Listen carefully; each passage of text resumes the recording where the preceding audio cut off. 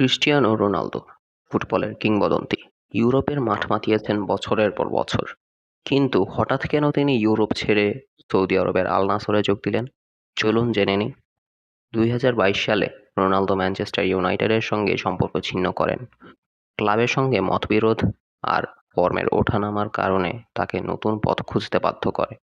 ঠিক তখনই এলো সৌদি আরবের লোভনীয় প্রস্তাব। আল নাসর তাকে দিয়েছে বছরে ২০০ মিলিয়ন ইউরোর চুক্তি। এটা শুধু টাকার খেলা নয়, সৌদি আরবের মিশন ২০৩০-এর অংশ হিসেবে ফুটবলকে এগিয়ে নিয়ে যাওয়ার সুযোগ। কিন্তু শুধু টাকা নয়, রোনালদো চেয়েছিলেন নতুন চ্যালেঞ্জ। সৌদি লিগে তিনি শুধু খেলছেনই না, ফুটবলের জনপ্রিয়তা বাড়াচ্ছেন এই অঞ্চলে। তাছাড়া সৌদি ফ্যানদের ভালোবাসা আর সম্মান তাকে মুগ্ধ করেছে। তিনি বলেছেন, এখানে যে ভালোবাসা পাই তা অন্য কোথাও পাইনি। রোনালদো প্রমাণ করেছেন, তিনি যেখানেই যান সাফল্য তার পিছু ছাড়ে না। তাহলে আপনি কি মনে করেন, রোনালদোর এই সিদ্ধান্ত কি সঠিক ছিল?